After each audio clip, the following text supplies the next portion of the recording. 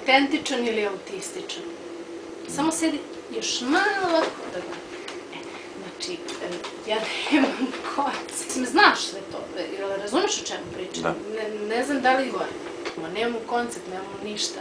Ja njih potpuno razumem. Ti si tu iza, samo me to zanima. Ja sam ovde, a moraju, to je krajnje iskreno, da saznamo šta je naš koncept. Izuzetno se dobro bore, ali sve se razumemo.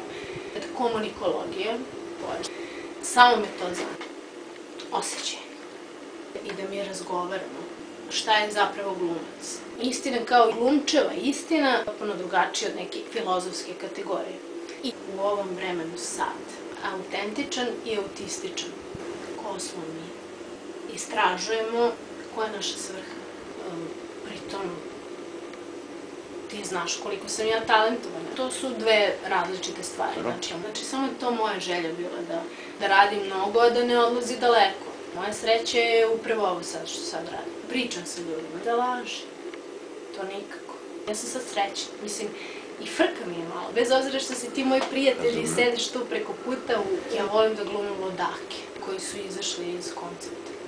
Što u principu nije dobar start, ali šta voliš da glumiš? Šta voliš da glumiš? Koje je to pitanje šta voliš da glumiš? Ja volim da glumim ludaka.